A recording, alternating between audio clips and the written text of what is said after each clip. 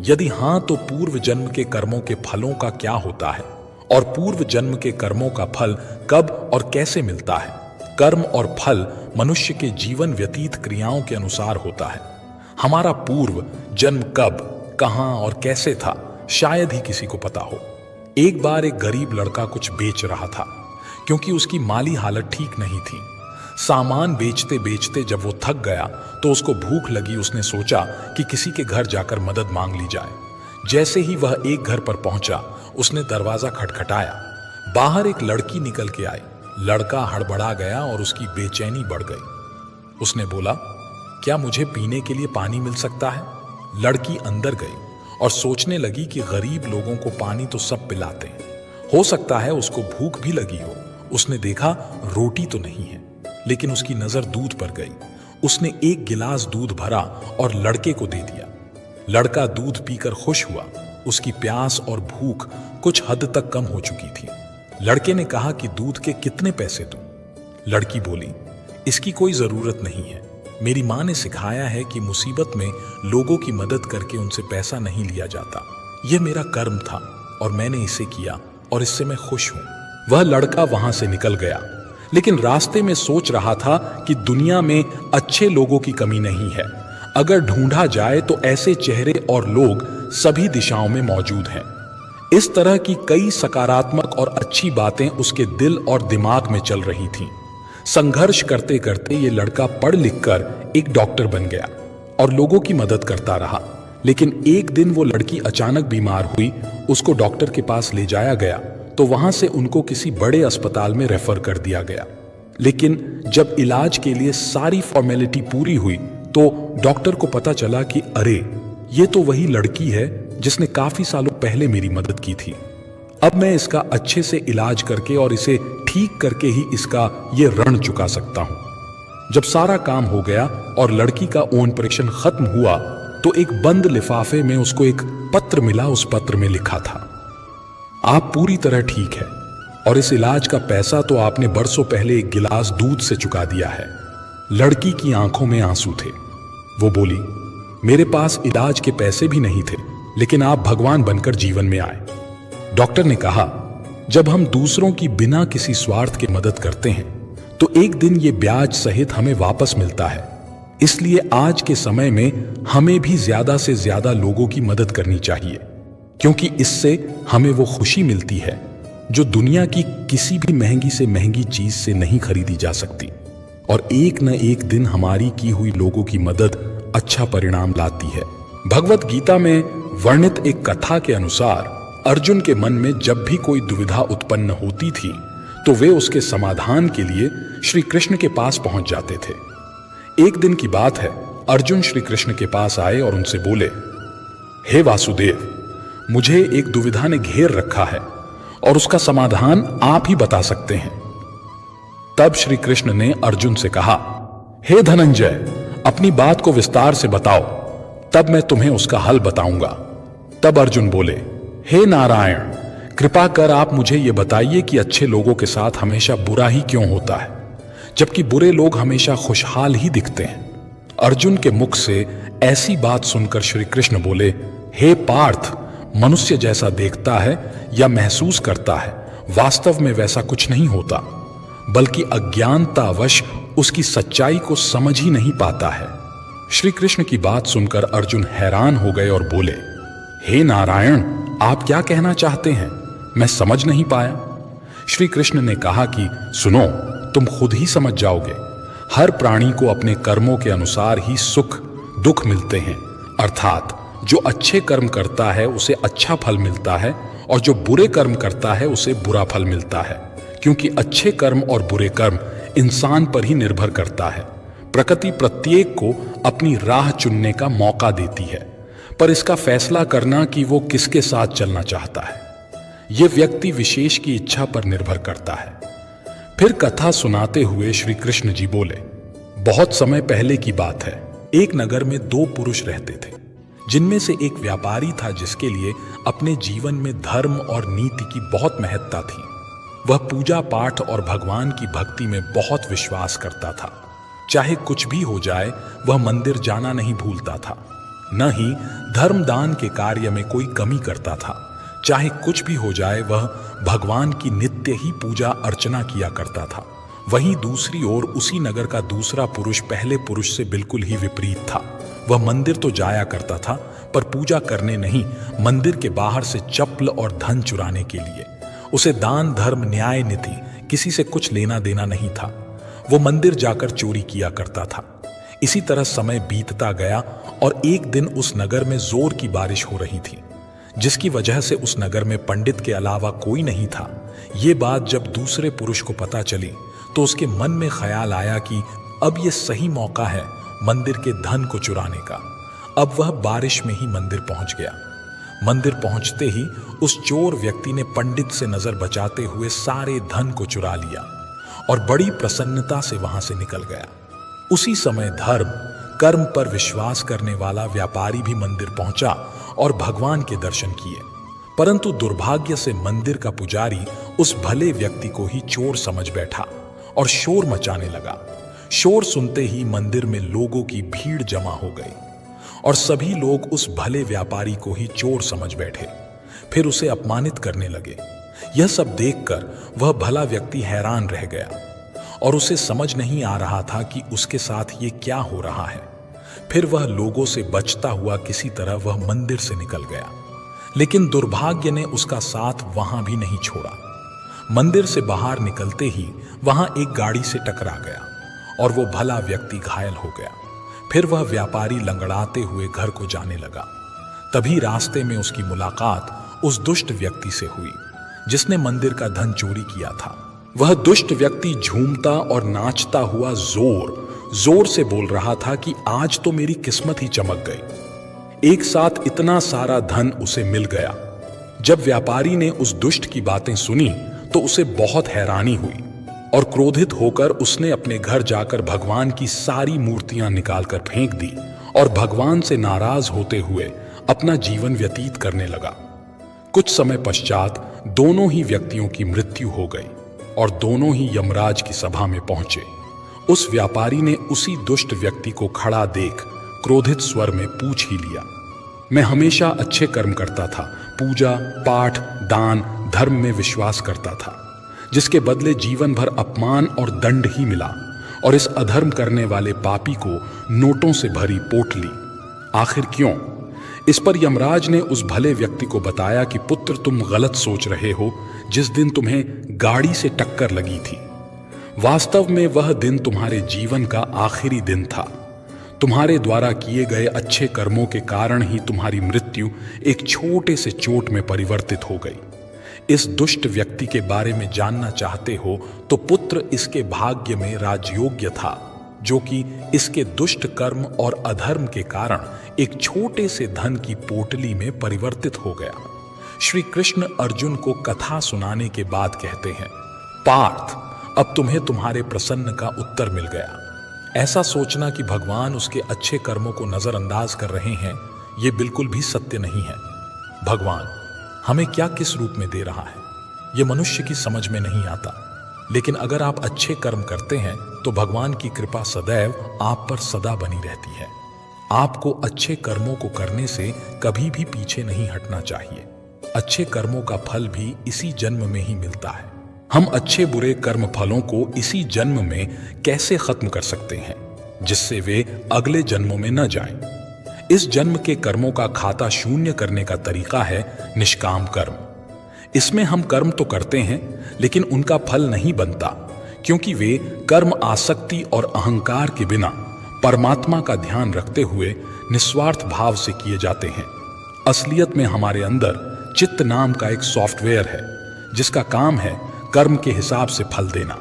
लेकिन इसकी खूबी है कि कर्म करने के बाद पता नहीं लगता कि इसका फल कब मिलेगा।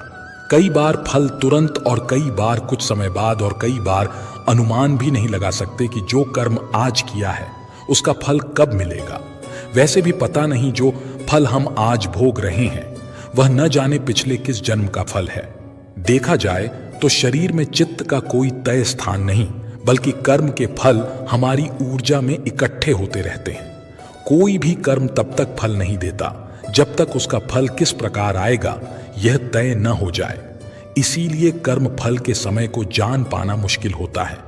यही कारण है कि हम इस जन्म में किए गए कर्मों के फल सिर्फ इसी जन्म में नहीं भोग पाते। मनुष्य के अच्छे कर्म का अच्छा प्रभाव और उसके बुरे कर्म का बुरा प्रभाव देते हुए पूर्व जन्मों का एक चक्र बन जाता है, क्योंकि कुछ कर्म ऐसे होते हैं जिनका भुगतान उस जन्म में नहीं होता। इस तरह इस चक्र में अगले जन्म में उन कर्मों का फल भुगतना ही होता है।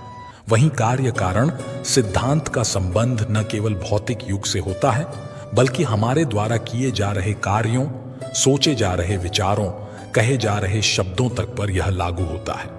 कई बार हम कुछ ऐसे कार्य करते हैं जो हम करना नहीं चाहते, पर वह पूर्व जन्म के कर्म के आधार पर निश्चित होते हैं, जिस कारणवश वह कार्य किसी न किसी माध्यम से पूर्ण हो ही जाता है। जैसे ही पूर्व जन्म का हमारा चक्र समाप्त हो जाता है, व्यक्ति को उसी समय मोक्ष की प्राप्ति हो जाती है। हमारे शास्त्रों में इस बात का उल्लेख मिलता है कि 84 लाख योनियों के बाद मनुष्य का जन्म प्राप्त होता है।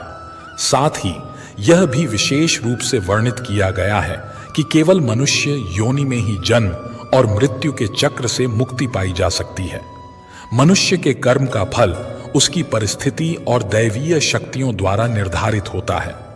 ऐसा कहा जाता है कि यदि अच्छे कर्म बुरे कर्म की तुलना में अधिक हैं, तो बुरे कर्मों का फल इसी जन्म में और अच्छे कर्मों का फल अगले जन्म में मिलना निर्धारित होगा। इसी तरह यदि मनुष्य द्वारा किए गए कर्म में बुरे कर्म अच्छे कर्मों की तुलना में अधिक हैं, तो इस जन्म में अच्छे कर्म भोगने होंगे, जबकि बुरे कर्मों को भोगने के लिए अगला जन्म निर्धारित होगा। मनुष्य को अपने घर परिवार की आवश्यकताओं का ध्यान रखना चाहिए। अधिक पैसा होने के बावजूद जरूरत पड़ने पर उसे संभाले रखना भी बुरा कर्म बताया गया है। उस धन का इस्तेमाल मुसीबत के समय अवश्य करें। धन बचाने के लालच में न पड़ें। अपनी आय से अधिक खर्च न करें और अपने सामर्थ्य के अनुसार ही दान पुण्य करें। हमेशा अच्छे लोगों की में संगत में रहें और दुष्ट छल कपटी की संगति से खुद को बचाकर रखें। बुरी संगति हमें अक्सर बुरे परिणाम ही देती है। कभी भी खुद के स्वार्थ के लिए दूसरों का अहित करने का न सोचें। शास्त्रों में इस बात का उल्लेख किया गया है कि जो जैसा बोता है उसे वैसा ही आगे चलकर काटना भी पड़ता है। कभी किसी व्यक्ति से कुछ छल से छीनने का प्रयास न करें। इसे किए गए सभी पुण्य नष्ट हो जाते हैं और आप पाप के भागीदार बन जाते हैं। गरुड़ पुराण में इस बात का उल्लेख मिलता है कि किसी भी मनुष्य द्वारा किए गए बुरे कर्मों का परिणाम उसके जन्म से लेकर मृत्यु और उसके बाद तक दुखों का कारण बनता है। वह अपनी हर अवस्था में दुख भोगता है। अच्छे कर्म कैसे बनते हैं? अच्छे कर्म के बनने से पहले हमें इस पर ध्यान देने की जरूरत है कि आखिर अच्छे कर्मों के बनने का सबसे पहला पड़ाव क्या है। मनुष्य के द्वारा किए जाने वाले सभी कर्म उसके विचारों से निर्मित होते हैं। हमारी सकारात्मक या नकारात्मक सोच विचारों को जन्म देती है और वही विचार कर्म बनते हैं। इस तरह सोच सकारात्मक होने पर ही अच्छे कर्मों का निर्धारण हो सकता है। अच्छे कर्म को करने के लिए हमारे आसपास का वातावरण बहुत अधिक जिम्मेदार होता है। कहा भी जाता है कि जैसा वातावरण वैसे हम, इसलिए कोशिश करें कि अपने घर का वातावरण और शरीर का आभा मंडल सकारात्मक बनाए रखें। इसके लिए अपने घर में पार्थ शिवलिंग को रखें। पार्थ शिवलिंग में समाहित सकारात्मक ऊर्जा घर और व्यक्ति दोनों को सकारात्मक बनाए रखने में बहुत बड़ी भूमिका अदा करती है। बस ध्यान रहे कि इसे पूजा विधि के द्वारा घर में स्थापित करें और नियमित तौर पर पूजा अर्चना करते रहें। प्रारब्ध क्या है? प्रारब्ध का अर्थ है अपने पूर्व जन्मों में किए गए अच्छे या बुरे कर्मों को वर्तमान में भोगना। मृत्यु के पश्चात हमारे भीतर संग्रहित हुए कुछ कर्म अगले जन्म में चले आते हैं, उसे ही प्रारब्ध कहते हैं। पाप का फल कब मिलता है? पाप का फल किए गए कर्म पर निर्भर करता है। यदि आपके द्वारा किए गए कार्य बुरे हैं और वो अच्छे कर्मों की तुलना में अधिक है, तो इसका फल आपको अगले जन्म में भोगना पड़ेगा। यदि बुरे कर्म कम है, तो इसका भुगतान आपको इसी जन्म में करना होगा। इस प्रकार यह चक्र चलता रहता है। संसार में सबसे बड़ा पाप क्या है? संसार में सबसे बड़ा पाप इस स्त्री का अपमान करना बताया गया है। स्त्री को सृजनकर्ता का दर्जा दिया गया है और यदि स्त्री का अपमान किया जाएगा तो वह व्यक्ति सबसे बड़े पाप का भोगी माना जाता है। श्रीमद् भगवत गीता में द्रौपदी का अपमान ही महाभारत जैसे युद्ध का कारण बना था। पाप क्या है और पुण्य क्या है? पुण्य किसी के द्वारा निस्वार्थ भाव से की गई सहायता, सकारात्मक विचार, द्वेष भावना, लोभ, लालच और अहंकार को अपने ऊपर हावी न होने देना है, जबकि पाप में इन सभी के द्वारा किए गए कर्मों का परिणाम शामिल है। धर्म और कर्म में बड़ा कौन है? कर्म धर्म का मूल अंश है। कर्म के अभाव में धर्म संभव नहीं है। धर्म के नियम के अनुसार सकाम व पुण्य कर्म करने चाहिए, जिससे सुख और खुशी की प्राप्ति होती है। मनुष्य का सबसे बड़ा कर्म क्या है? दान ही सबसे बड़ा कर्म है। सबसे अच्छा कर्म कौन सा है? अकर्ता भाव से किया गया कोई भी अच्छा कर्म ही सबसे उत्तम कर्म है। कर्ता भाव से किया गया कोई भी अच्छा कर्म अच्छा तो है, पर उत्तम नहीं है। अच्छे कर्मों का फल कब मिलता है? यदि अच्छे कर्म ज्यादा हैं, तो बुरे कर्मों का फल इसी जन्म में तथा अच्छे का फल अगले जन्म में या इसी जन्म के बाद के दिनों में भोगने को मिलता है। गीता में कर्म क्या है? गीता के अनुसार जो कर्म निष्काम भाव से ईश्वर के लिए जाते हैं, वे बंधन नहीं उत्पन्न करते। वे मोक्ष रूप परम पद की प्राप्ति में सहायक होते हैं। इस प्रकार कर्म फल तथा आसक्ति से रहित होकर ईश्वर के लिए कर्म करना वास्तविक रूप से कर्मयोग है और इसका अनुसरण करने से मनुष्य को अभ्युदय की प्राप्ति होती है। अपने कर्मों का फल अवश्य भुगतना पड़ेगा, चाहे देर हो या सवेर, कर्म फल हमें भुगतने ही पड़ेंगे। इसलिए कर्म करने से पहले एक बार अवश्य सोचें, क्या मैं यह सही कर रहा हूं? अगर कर्म करने से पहले अच्छे से सोच लें तो शायद हम बुरा कर्म करने से बच सकते हैं। अगर आपने अपने आप को बचा लिया तो सजा से भी बचा लिया। आपने बुरा कर्म कर लिया तो एक न एक दिन भगवान अवश्य सजा देगा। इस जन्म में नहीं तो अगले जन्म में कर्मों का फल भोगना पड़ता है। श्री कृष्ण जी ने भी गीता में कर्मों को ही सबसे उत्तम बताया है, क्योंकि कर्म ही हमारे भाग्य का निर्माण करते हैं। भगवान की न्याय व्यवस्था बहुत ही ज्यादा सुदृढ़ है। कर्म का फल अच्छे कार्य करने वाले को अच्छा और बुरे कर्म करने वाले को बुरा फल अवश्य ही भोगना पड़ेगा। प्रभु ने प्रत्येक कर्म के फलित होने का समय पहले से ही निर्धारित कर रखा है। समय से पहले या पीछे फल की प्राप्ति नहीं होगी। प्रभु की प्रत्येक रचना, प्रत्येक नियम इतना ज्यादा गहरा है कि हर एक प्राणी उसको समझ या जान नहीं सकता। आज जो कर्म हम कर रहे हैं, परिपक्व होकर उनसे ही हमारे भाग्य की रचना होती है। हमारे भाग्य के निर्माता हम खुद ही है और प्रत्येक मनुष्य को उसके भाग्य के अनुसार उसे फल या कुफल अवश्य भोगना पड़ेगा ही। इस समय हम जो दुख भुगत रहे हैं, यह हमारे ही पिछले जन्मों का या इसी जन्म के हमारे किए गए पुण्यों या बुरे कर्मों का फल है। प्रभु को दोष नहीं देना चाहिए।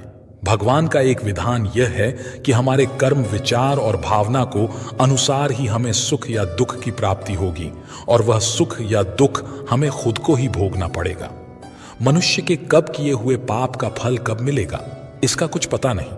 भगवान का विधान विचित्र है। जब तक पुराने पुण्य प्रबल रहते हैं, उग्र पाप का फल भी तत्काल नहीं मिलता। जब पुराने पुण्य खत्म होते हैं, तब पाप की बारी आती है। पाप का फल भोगना पड़ता ही है। इस जन्म में भोगना पड़े या जन्मांतर में, मगर सत्संग दंड को कम करा सकता है या फिर कुछ प्रसाद के रूप में भी दे सकता है। अपने दुखों को हंसकर झेलो या रोकर झेलो, यह हमारे कर्मों का फल तो हमें अवश्य ही भोगना पड़ेगा। फिर रोकर क्यों झेलें? रोने से कष्ट दुगना हो जाता है और हंसते हंसते रहने से आधा हो जाता है। यह कर्म भूमि है। कर्म तो करना पड़ेगा। कर्म नहीं करोगे तो पाप चढ़ेगा। जैसा कर्म होगा वैसा ही फल भी भोगना पड़ेगा। फिर दुष्कर्म क्यों करें? श्री कृष्ण ने समझाया कि भीष्म पितामह सुख दुख से, जय पराजय से परे है। वो जानते हैं कि जो होने वाला था यही हुआ। भीष्म ने श्री कृष्ण से कहा, भगवान, मैंने ध्यान करके अपने 73वें जन्म तक देखा। मैंने तो कोई कुकर्म नहीं किया, फिर मुझे बाणों की शैया पर क्यों सोना पड़ा? श्री कृष्ण मुस्कुराकर बोले, हे संयम मूर्ति, भीष्म 73वें जन्म के पहले 74वें जन्म तक देखो। आपको पता चलेगा कि जब आप किशोर थे तब वन में घूमने गए थे, वहां पत्ते पर बैठी टिड्डी के शरीर में आपने कांटा चुभोया था। उस कर्म का फल घूमते घूमते अब मिल रहा है। इसलिए जब आप कर्ता होकर कर्म कर रहे हैं तो सोचे लें कि इसका क्या फल होगा। धृतराष्ट्र ने भी श्री कृष्ण से अपने कर्मों का हिसाब किताब पूछा। मैंने ऐसा क्या कर्म किया कि मुझे अपने 100 बेटों की मृत्यु का शोक मिला? मैंने अपने 100 जन्मों तक पीछे देखा है, लेकिन ऐसा कोई कर्म मैंने नहीं किया। श्री कृष्ण ने अपने योग बल से धृतराष्ट्र को दिखाया कि वो एक राजा थे और वो स्वादिष्ट व्यंजनों में खोए रहते थे। बिना विचार किए जो सामने आ जाता खा लेते, इनाम भी दिया करते थे। एक दिन रसोइये ने हसन के 100 बच्चों का मांस बनाकर एक एक करके राजा को खिला दिया।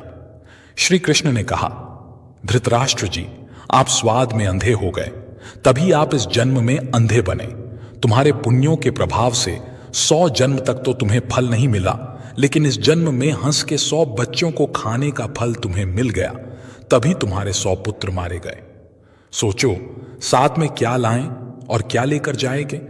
मनुष्य को ऐसी कमाई इकट्ठी करनी चाहिए जो इस संसार में भी काम आए और मृत्यु के बाद भी। उसे हम साथ में भी ले जा सके और हमारे ही काम और अगले जन्म में भी हमारे ही काम आ सके। सभी जानते हैं कि हम खाली हाथ नंगे इस संसार में आए और खाली हाथ ही जाना पड़ेगा। मृत्यु के समय यह धन, दौलत, जमीन, मकान, व्यापार, नौकरी, नाम, शोहरत, रिश्तेदार, भाई, बहन, मां, बाप, सभी बच्चे किसी को भी साथ नहीं ले जा सकते। चाहे राजा सम्राट हो या कोई भिखारी हो, इसलिए इतना मोह, इतना ज्यादा लगाव इनसे क्यों रखें? साथ में हमारे जाएंगे सिर्फ हमारे अपने किए हुए अच्छे या बुरे कर्म, कीर्ति या अपकीर्ति, दान, धर्म, परोपकार, दुखियों की सेवा, पुण्य जो भी हम इस जन्म में करेंगे, यह अवश्य साथ जाएगा और हमारे ही काम आएगा। हमें प्रत्येक दिन जब भी हमारा मन शांत हो, आंखें बंद करके 2-4 मिनट यह सोचना अवश्य चाहिए कि हम इतनी बड़ी अशांति को क्यों अपने साथ बांधे हुए हैं। यह भाग दौड़, तनाव, ताना बाना मकड़ी के जैसा जाला बुनकर खुद उसमें उलझे हुए क्यों हैं? और किसके लिए? जो हमें बुरा लगता है यह दूसरे को कभी मत दो, जैसे कि कड़वी बात, गाली, गुस्सा, बेइज्जती, असम्मान, अपमान, गला सड़ा या खोट वाला खाने पीने का सामान इत्यादि। जो चीजें हमें अच्छी लगती है वह दूसरों को जरूरतमंद को बिना मांगे भी दो, जैसे कि लक्ष्मी, मीठी बातें, सद्व्यवहार, सम्मान, खाने पीने के अच्छे सामान। दोनों हाथों से बांटो, परोपकार करो, दान धर्म करो। संतों ने कहा भी है, जो कुछ तुम समेटते हो यह तो सपना है, जो लुटा रहे हो यो केवल अपना है। इसलिए जितना लुटाओगे वो ही तुम्हारे साथ जाएगा, तुम्हारे काम आएगा। याद रखो कि संसार की किसी भी वस्तु से मनुष्य का स्थायी संबंध नहीं है। यह शरीर, मकान, रुपये, पैसे, जमीन, जायदाद, स्त्री, पुत्र, परिवार, मित्र, दोस्त कोई भी साथ रहने वाला नहीं है। एक दिन इन सब वस्तुओं को ज्यों का त्यों छोड़कर यहां से चल देना है। जब जाएंगे तब साथ में कुछ भी ले नहीं जाएंगे। सिर्फ भगवान साथ छूटने वाला नहीं है। साथ में एक छोटा सा तिल भी नहीं ले जा सकते। आप कितने भी उपाय कर लो, सारे उपाय यहीं धरे रह जाएंगे। सिर्फ भगवान नारायण प्रभु की भक्ति, दुखियों की सेवा, दान, पुण्य साथ में अवश्य जाएगा। साथ में जो जाएगा वही तो अपना हुआ, साथ में जो नहीं ले सकते वे सब पराया हुआ। जीते जी उन पराई वस्तुओं से मोह क्यों रखें? आप गंभीरता से जाकर विचार करें, साथ में एक तिल भी नहीं ले जाने पाएंगे तो फिर अशांति छीना झपटी क्यों? किसके लिए? भगवान का हुक्म है, हर कार्य प्रभु के निमित्त समझकर फल प्रभु पर छोड़ दो। वो कभी बुरा करेंगे ही नहीं, तो सोचो फिर दुख क्यों करें? दुख, सुख भी एक सोच के कारण ही तो है। दुख को भी सुख मानो, प्रभु सुख ही सुख कर देंगे। यदि मोक्ष की इच्छा है तो विषयों को विष के समान दूर से ही त्याग दें और संतोष, दया, सरलता अमृत के समान नित्य आदरपूर्वक सेवन करें। एक साधु एक गांव में हर रोज भिक्षा मांगने जाता था। जिस घर में भी जाता कोई आटा, दाल या चावल कुछ भी दे देता और वह अपना इस तरह पेट भर लेता था। उसी गांव में एक व्यक्ति उसको हर रोज भिक्षा मांगने पर गोबर डाल देता और यह कहकर डांट देता कि भगवान ने हाथ पैर दे रखे हैं, कुछ काम करके खा ले। वह साधु चुपचाप गोबर लेकर आ जाता और एक तरफ ढेर लगा देता। ऐसे करते करते उस गोबर बहुत बड़ा ढेर बन गया। साधु भी हर रोज भिक्षा मांगने जाता। वह आदमी हर रोज ही उसको गोबर डाल देता और गांव के लोग खाना देते। ऐसे करते करते दोनों का समय बीत गया और जब दोनों अपनी जीवन यात्रा पूरी कर भगवान के घर पहुंचे तो गोबर डालने वाले इंसान को खाने में भगवान के घर गोबर मिला। तो उसने भगवान से कहा, हे प्रभु, मैं गोबर कैसे खा सकता हूं? भगवान ने कहा कि जब साधु तेरे घर भिक्षा मांगने जाता था, जिसका कोई और भिक्षा मांगने के सिवाय कोई चारा नहीं था, तो आप उसको भिक्षा में गोबर देते थे। वही गोबर का ढेर अब इतना बड़ा हो गया कि आपके खाने के हिस्से में अब गोबर ही आएगा। तो उस व्यक्ति ने भगवान के पैर पकड़ लिए और कहने लगा, भगवान, मैं गोबर नहीं खा सकता, कृपया इस समस्या का कोई समाधान बताओ। भगवान ने कहा, कर्मों का फल अवश्य ही भोगना पड़ता है। अब वो इंसान प्रभु के आगे रोए और गिड़गिड़ाए, कृपया करके इस समस्या कोई समाधान हो तो बताओ। भगवान बोले, इस सारे गोबर को आप हर रोज एक कपड़े में डालकर पानी के साथ धोते रहो, इस प्रकार आपके कर्म कट जाएंगे। ऐसे करते करते उसको गोबर को धोने में कम से कम 1 साल लगा और सबसे लास्ट में गोबर का जो आखिरी अशम भूस और घास का कुछ हिस्सा कपड़े के ऊपर रह गया। तो भगवान बोले, अब आपको यह हिस्सा तो खाना ही पड़ेगा। वह इंसान फिर रोए और कहे कि इसको कैसे खाऊं? प्रभु ने कहा, किसी के बुरे कर्मों को मैं कम कर सकता हुआ पर बिल्कुल खत्म नहीं हो सकता है, इसलिए आपको यह तो खाना ही पड़ेगा। भगवान ने उसे समझाया कि आप गोबर खाने से बच गए, अगर आप उसको ना धोते तो वह सारा गोबर आपको खाना पड़ता। कर्म फल का महत्व।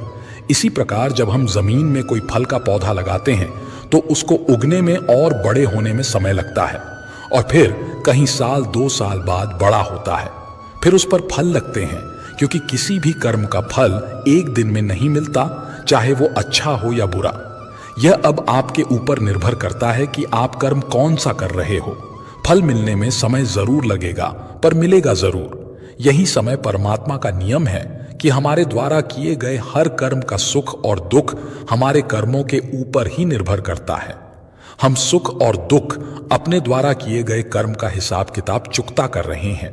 कर्मों का फल हमें अवश्य ही भुगतना ही पड़ेगा, इसलिए जब हम किसी को दान देते हैं तो सोच समझ कर दे, क्योंकि एक दिन हमें वह डबल होकर मिलेगा। इसी प्रकार हर काम करते समय भी ध्यान रहे थे कि हम कौन सा काम सही कर रहे हैं, कौन सा गलत हो रहा है। इसलिए कभी भी भूल कर भी किसी की आत्मा ना दुखाएं। जितना हो सके अपनी तरफ से अच्छा ही करें। एक गांव में एक किसान अपने परिवार के साथ रहता था। किसान और उसका परिवार एक संत महात्मा की सेवा किया करता था और संत महात्मा के उपदेश पर उनका परिवार जरूरतमंद लोगों की सेवा भी किया करता था। उनके परिवार में सभी लोग प्रेम भाव से रहते थे, लेकिन उनका एक बेटा था जो कि दोनों पैरों से अपाहिज था। सेवा करते करते बरसों बीत गए। उसका परिवार कभी कभी यह भी सोचता था कि हम सब इतने प्रेम भाव से संत महात्मा और जरूरतमंद लोगों की सेवा करते हैं, फिर भी हमारे परिवार में इस बच्चे के साथ ऐसा क्यों हुआ? इसका क्या दोष था जो वह अपाहिज है? एक दिन की बात है, जब संत महात्मा का सत्संग चल रहा था। हजारों लाखों श्रद्धालु उस सत्संग में बैठे हुए थे। संत महात्मा ने अपने प्रवचन पूरा करने के बाद कहा कि इस पूरे प्रवचन के विषय में अभी भी किसी के मन में कोई शंका हो तो वे बताए। हजारों लाखों श्रद्धालुओं के बीच उस अपाहिज पुत्र के पिता ने संत महात्मा से एक सवाल किया कि हे महात्मा, हम सब निस्वार्थ भाव से जरूरतमंद लोगों की सेवा करते हैं और हमारा पूरा परिवार अहिंसा के मार्ग पर चलता है। कभी भी किसी के बारे में बुरा नहीं सोचते हैं, ना ही किसी का बुरा करते हैं। फिर भी ऐसा क्या गुनाह हुआ जो हमारा बच्चा अपाहिज पैदा हुआ? फिर गुरु ने जवाब दिया, वैसे तो मैं यह बात नहीं बता सकता, फिर भी आपके मन में दुविधा है तो सुनो। यह जो बच्चा है, जो दोनों टांगों से बेकार है, पिछले जन्म में एक किसान का बेटा था। रोज खेत में अपने पिता को दोपहर में भोजन का टिफिन खेत में देने जाया करता था। एक दिन उसकी मां ने उसे दोपहर में खाना लगा कर दिया और कहा कि बेटा खाना खाकर पिताजी को टिफिन देकर आ। इसकी मां ने खाना परोस कर थाली में रखा कि इतने में उसके किसी दोस्त ने आवाज लगाई तो यह खाना वही छोड़कर अपने दोस्त से बात करने बाहर चला गया। इतने में ही एक कुत्ता घर में घुस आया और उसने थाली में मुंह डाला और रोटी खाने लगा।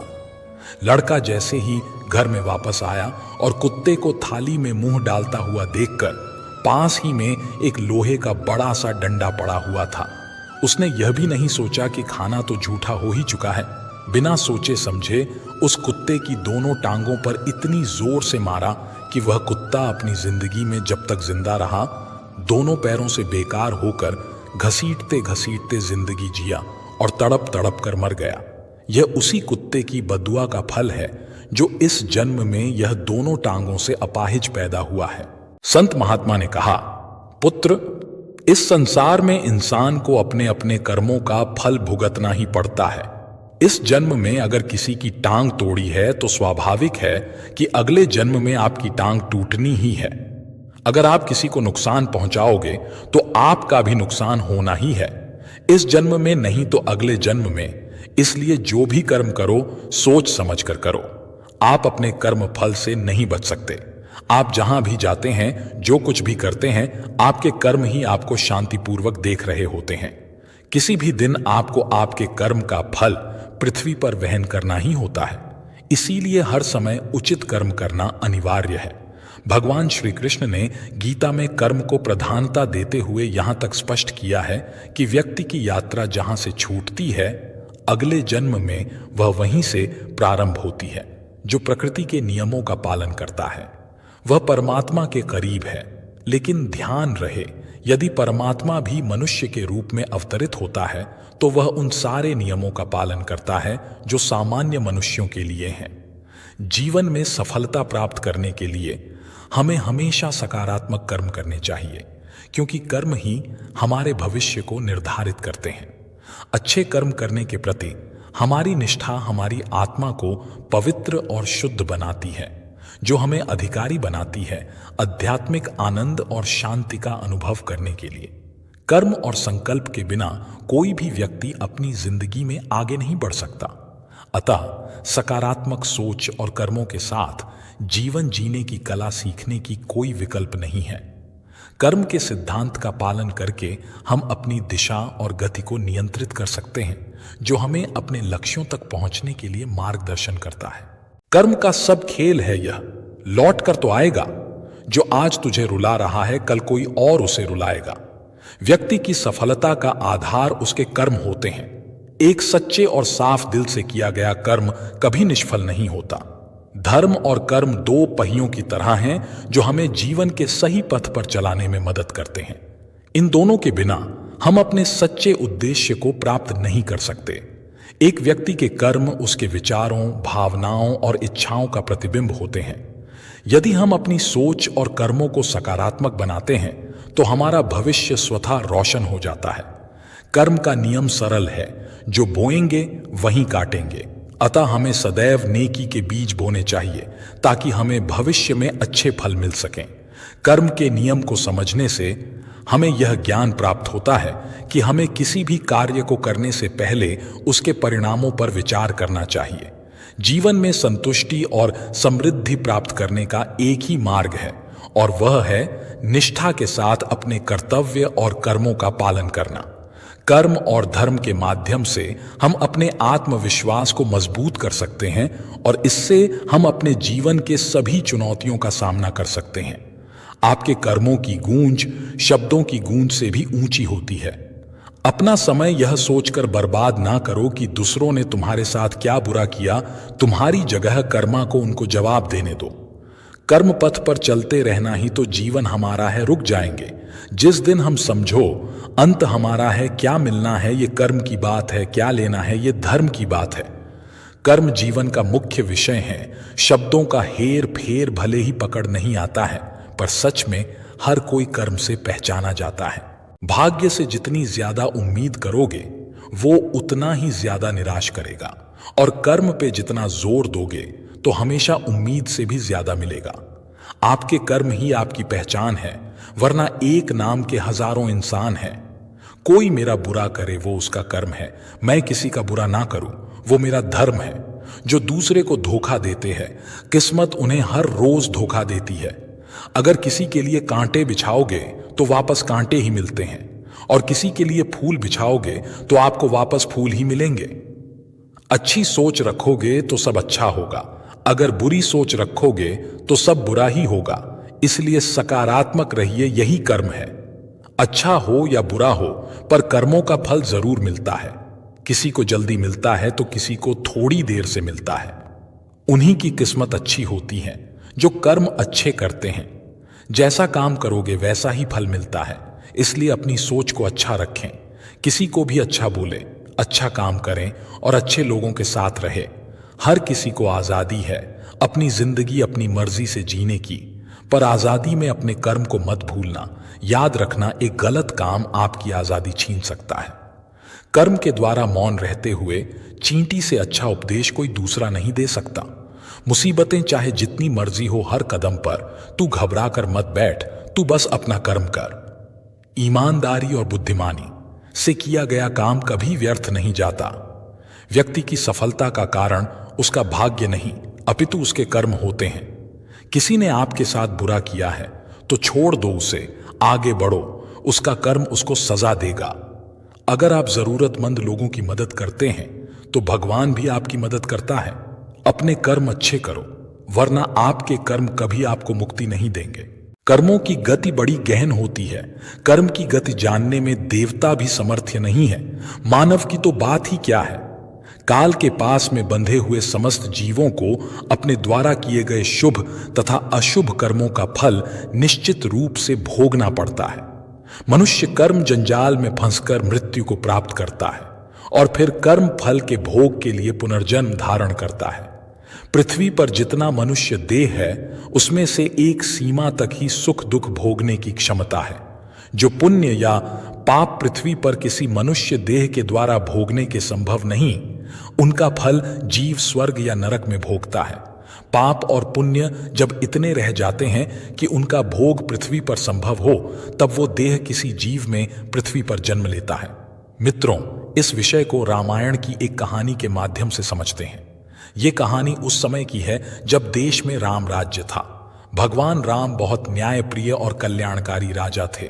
वह हर दिन दरबार में बैठकर लोगों की समस्याएं हल किया करते थे। एक दिन शाम को जब दिन ढल रहा था, उन्हें दरबार की कार्यवाही समेटनी थी। जब वह सभी लोगों की समस्याएं सुन चुके थे तो उन्होंने अपने भाई लक्ष्मण, जो उनके परम भक्त थे, से बाहर जाकर देखने को कहा कि कोई और तो इंतजार नहीं कर रहा। लक्ष्मण ने बाहर जाकर चारों ओर देखा और वापस आकर बोले, कोई नहीं है, आज का हमारा काम अब खत्म हो गया है। राम बोले, जाकर देखो, कोई हो सकता है। यह थोड़ी अजीब बात थी। लक्ष्मण अभी अभी बाहर से देखकर आ चुके थे, मगर वह फिर से जाकर देखने के लिए कह रहे हैं। इसलिए लक्ष्मण फिर से गए और चारों ओर देखा, वहां कोई नहीं था। वह अंदर आने ही वाले थे, तभी उनकी नजर एक कुत्ते पर पड़ी जो बहुत उदास चेहरा लिए बैठा था और उसके सिर पर एक चोट थी। तब उन्होंने कुत्ते को देखा और उससे पूछा, क्या तुम किसी चीज का इंतजार कर रहे हो? कुत्ता बोलने लगा, हां, मैं राम से न्याय चाहता हूं। तो लक्ष्मण बोले, तुम अंदर आ जाओ, और वह उसे दरबार में ले गए। कुत्ते ने आकर राम को प्रणाम किया और बोलने लगा। वह बोला, हे राम, मैं न्याय चाहता हूं। मेरे साथ बेवजह हिंसा की गई है। मैं चुपचाप बैठा हुआ था। सर्वथा सिद्ध नाम का यह व्यक्ति आया और बिना किसी वजह के मेरे सिर पर छड़ी से वार किया। मैं तो बस चुपचाप बैठा हुआ था। मैं न्याय चाहता हूं। राम ने तत्काल सर्वथा सिद्ध को बुलवा भेजा, जो एक भिखारी था। उसे दरबार में लाया गया। राम ने पूछा, तुम्हारी कहानी क्या है? यह कुत्ता कहता है कि तुमने बिना वजह उसे मारा। सर्वथा सिद्ध बोला, हां, मैं इस कुत्ते का अपराधी हूं। मैं भूख से बौखला रहा था, मैं गुस्से में था, निराश था। यह कुत्ता मेरे रास्ते में बैठा हुआ था, इसलिए मैंने बेवजह निराशा और गुस्से में इस कुत्ते के सिर पर मार दिया। आप मुझे जो भी सजा देना चाहें दे सकते हैं। फिर राम ने यह बात अपने मंत्रियों और दरबारियों के सामने रखी और बोले, आप लोग इस भिखारी के लिए क्या सजा चाहते हैं? उन सब ने इस बारे में सोचकर कहा, 1 मिनट रुकिए, यह बहुत ही पेचीदा मामला है। पहले तो इस मामले में एक इंसान और एक कुत्ता शामिल हैं, इसलिए हम सामान्य तौर पर जिन कानूनों को जानते हैं वे इस पर लागू नहीं होंगे। इसलिए राजा होने के नाते यह आपका अधिकार है कि आप फैसला सुनाएं। फिर राम ने कुत्ते से पूछा, तुम क्या कहते हो? क्या तुम्हारे पास कोई सुझाव है? कुत्ता बोला, हाँ, मेरे पास इस व्यक्ति के लिए एक उपयुक्त सजा है। वह क्या? बताओ। तो कुत्ता बोला, इसे कालिंजर मठ का मुख्य महंत बना दीजिए। राम ने कहा, तथास्तु, और भिखारी को प्रसिद्ध कालिंजर मठ का मुख्य महंत बना दिया गया। राम ने उसे एक हाथी दिया। भिखारी इस सजा से बहुत प्रसन्न होते हुए हाथी पर चढ़कर खुशी खुशी मठ चला गया। दरबारियों ने कहा, यह कैसा फैसला है? क्या यह कोई सजा है? वह आदमी तो बहुत खुश है। फिर राम ने कुत्ते से पूछा, क्यों नहीं, तुम ही इसका मतलब बताते। कुत्ते ने कहा, पूर्व जन्म में मैं कालिंजर मठ का मुख्य महंत था और मैं वहां इसलिए गया था क्योंकि मैं अपने आध्यात्मिक कल्याण और उस मठ के लिए सच्चे दिल से समर्पित था, जिसकी बहुत से दूसरे लोगों के आध्यात्मिक कल्याण में महत्वपूर्ण भूमिका थी। मैं वहां खुद के और हर किसी के आध्यात्मिक कल्याण के संकल्प के साथ वहां गया और मैंने इसकी कोशिश भी की। मैंने अपनी पूरी कोशिश की, मगर जैसे जैसे दिन बीते धीरे धीरे दूसरे छिटपुट विचारों ने मुझे प्रभावित करना शुरू कर दिया। मुख्य महंत के पद के साथ आने वाले नाम और ख्याति ने कहीं ना कहीं मुझ पर असर डालना शुरू कर दिया। कई बार मैं नहीं, मेरा अहम काम करता था। कई बार मैं लोगों की सामान्य स्वीकृति का आनंद उठाने लगता था। लोगों ने मुझे एक धर्म गुरु की तरह देखना शुरू कर दिया। अपने अंदर मैं जानता था कि मैं धर्मगुरु नहीं हूं, मगर मैंने किसी धर्म गुरु की तरह बर्ताव करना शुरू कर दिया और उन सुविधाओं की मांग करना शुरू कर दिया जो आम तौर किसी धर्म गुरु को मिलनी चाहिए। मैंने अपने संपूर्ण रूपांतरण की कोशिश नहीं की, मगर उसका दिखावा करना शुरू कर दिया और लोगों ने भी मेरा समर्थन किया। ऐसी चीजें होती रहीं और धीरे धीरे अपने आध्यात्मिक कल्याण के लिए मेरी प्रतिबद्धता घटने लगी और मेरे आसपास के लोग भी कम होने लगे। कई बार मैंने खुद को वापस लाने की कोशिश की, मगर अपने आसपास जबरदस्त स्वीकृति को देखते हुए मैं कहीं खुद को खो बैठा। इस भिखारी सर्वथा सिद्ध में गुस्सा है, है, वह कुंठित भी है। इसलिए मैं जानता हूं कि वह भी खुद को वैसा ही दंड देगा जैसा मैंने दिया था। इसीलिए यह उसके लिए सबसे अच्छी सजा है। उसे कालिंजर मठ का मुख्य महंत बनने दीजिए।